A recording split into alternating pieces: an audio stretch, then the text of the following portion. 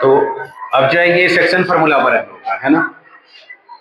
Section formula पर ये जो क्वेश्चन है, अभी फार्मूले जो हम लोग बेसिक देखे हैं इसमें, ये फर्स्ट इजी है। ये जो इस तरह का ये जो क्वेश्चन है ना, वो बेसिक मैथ वाले में आता है। जैसे लिखा है साफ साफ कि फाइंड द कोऑर्डिनेट। कोऑर्डिनेट का मतलब क्या होता है? कोऑर्डिनेट एक्स और वाई, एक्स और वाई होता है। तो ये कोऑर्डिनेट निकालना है आपको, जो आपको दे रखा है एक पॉइंट दे रखा है और बी पॉइंट दे रखा है और इसका रेशियो दे रखा है, सब दे रखा है। डायरेक्ट फार्मूला हमको रेशियो वाला जो फार्मूला होता था x इक्वल टू क्या फार्मूला होता था? m1 x2। जब ये m1 रहेगा तो ये x2 रहेगा, ये m2 रहेगा तो ये x1 रहेगा, और नीचे क्या है? m1 plus x2। तो इसमें सारा वैल्यू आपको पता है, डायरेक्ट पुट कर लेंगे, है ना। अब यहाँ पर क्वेश्चन सेकंड वाला देखिए, इसमें जो है लिखा हुआ है the midpoint of the something, लिखा हुआ है m, ये मिड पॉइंट है। Midpoint of A and B is the इतना। क्वेश्चन में मैंने सिर्फ कॉमन बातें लिखा है जो यूज का है, पूरा क्वेश्चन मैंने नहीं लिखा है। अब लिखा हुआ है, मान लीजिए कि ये लाइन है, सपोज आपको मैं बताऊं, यहाँ पर ए और बी है और इसका मिड पॉइंट दे रखा है, यहाँ पर एम है। तो जैसे ही मिड पॉइंट दे रखा है, इसका मतलब मुझे मिड पॉइंट निकालना है। स्टार्टिंग में मैंने बताया था कि मिड पॉइंट भी हमेशा यूज जो होता है वो इक्वल में वैल्यू रखा जाता है। जैसे देखिए, इसको सॉल्व करना है तो मैं रखूंगा यहाँ पर ये ए है और ये बी है, इसका मिड पॉइंट ये x1 और x2, यहां पर लिखेंगे x1 और x2 है माइनस का 2 और अपॉन 2 इक्वल टू में ये जो मिड पॉइंट का पहला जो वैल्यू है 1, उसको रख देंगे, ठीक है।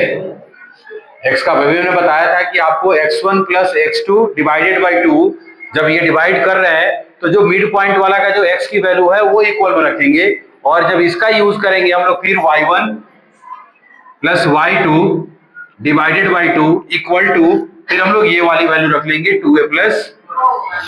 तो पहले तो इसको सॉल्व करके हम लोग a की वैल्यू निकल जाएगी, यहाँ पर a की वेरिएबल है, सॉल्व करने आता है आपको, क्रॉस मल्टीप्लाई करके जैसे सिंपल जो होता है वो a की वैल्यू हम लोग फाइंड कर लेंगे। फिर यहाँ पर जैसे ही a की वैल्यू जो फाइंड होगी वो हम लोग क्या करेंगे, कहाँ पुट करेंगे? इस वाले में, a में पुट कर देंगे। जैसे मान लीजिए कि a की वैल्यू निकाले हम लोग, यहाँ 2 1 जा 2, ये इधर माइनस का है, आगे प्लस हो जाएगा तो 4, और इसको डिवाइड कर दिया जाएगा 2, मतलब a की वैल्यू 2 आ गई। तो यहाँ हम लोग 2 पुट करेंगे तो 2a का मतलब हो गया 2 मल्टीप्लाई 2, मतलब 2 2 जा 4 और एक 5, मतलब यहाँ आ गया 5।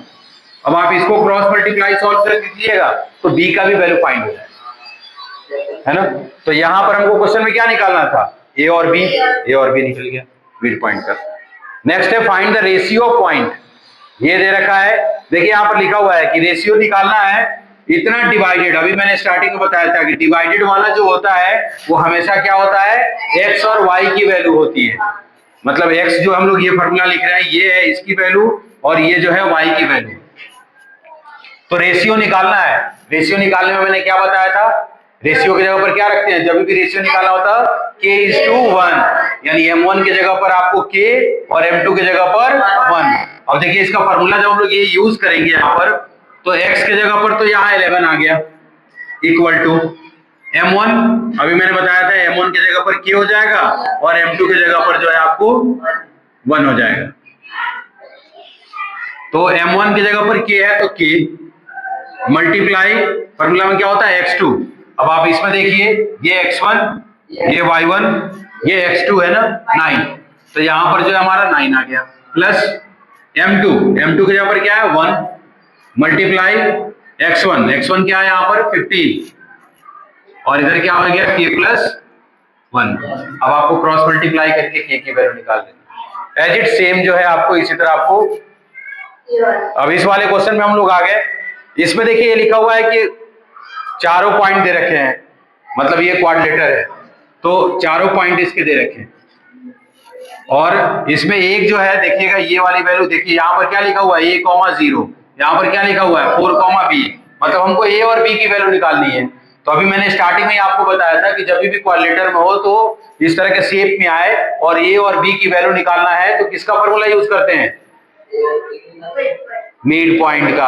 अभी मैंने फॉर्मूला बताया था कि इस तरह के शेप में आ जाए तो मिड पॉइंट का फॉर्मूला यूज करते हैं। अब जैसे यहां हम लोग लिखेंगे माइनस, ये आ गया यहाँ पर a,0, यहाँ पर जो है 4, b और यहाँ जो है आपको 1, 2। तो यहाँ से यहाँ का मिड पॉइंट और फिर यहाँ से यहाँ का मिड पॉइंट। इसके मिड पॉइंट पे जो x की जो वैल्यू आएगी x1 plus x2 equal to इसका x1 प्लस x2, है ना। फिर इसका y1 plus y2 equal to में इसका y1 प्लस y2, दोनों की वैल्यू निकल जाएगी। करके दिखा दें, कर ही देते हैं सर। ये माइनस का 2 x1 और इसमें का जो है x2 4, x1 plus x2 divided by 2, है ना। फिर इसी तरह y1 y2 माइनस का 1 प्लस का b डिवाइडेड बाई 2 हो गया है। ये किसका मैंने निकाला मिड पॉइंट, इसका नाम जो भी होगा a b c और d, मैंने मतलब ac का निकाला, यहाँ लिख दीजिएगा मिड पॉइंट ऑफ ac। इसी तरह हम लोग मिड पॉइंट जो है आपको bd का निकालेंगे, x1 और x2 यानी 1 plus a by 2 comma y1 y2 2, 0 हो गया ना।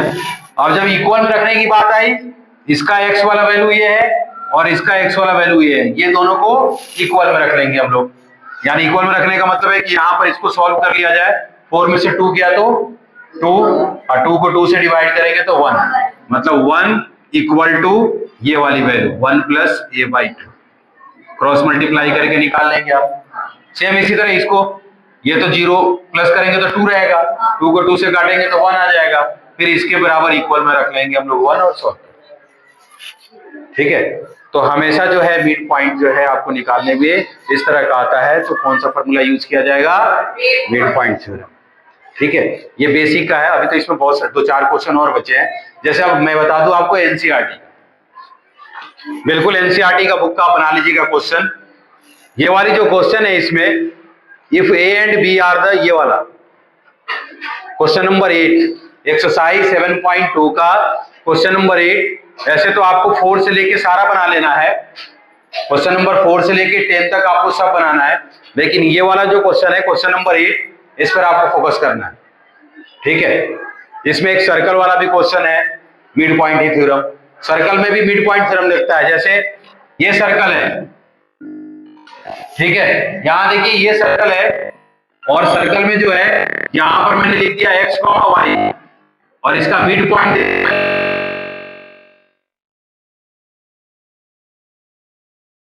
की वैल्यू निकाली, तो इसमें भी मिड पॉइंट का फार्मूला लगेगा। ये x1, ये y1, ये x2, ये y2 और ये मिड पॉइंट है।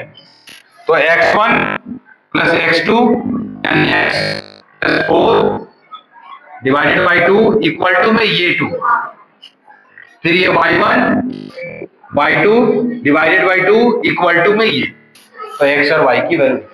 तो सर्कल वाले में भी आपको ये ध्यान रखना है। तो ये वाले जो है क्वेश्चन, बाकी विशेष आगे आपको आगे का जो क्वेश्चन इंपॉर्टेंट बताया जाएगा, आपको इसके लिए क्या करना होगा, मेरे YouTube चैनल पर नेक्स्ट वाला आपको वीडियो देखना। अगर आप YouTube चैनल पर न्यू है तो आप क्या कीजिए, क्या करना है आपको, और शेयर भी करना है और लाइक भी करना। सेंटर पर हम लोग मिलेंगे ही पेपर के टाइम पर, वही क्वेश्चन पेपर रहेगा और देखा जाएगा कि क्वेश्चन में कितने जो पढ़ाया गया वो आ रहा है या नहीं।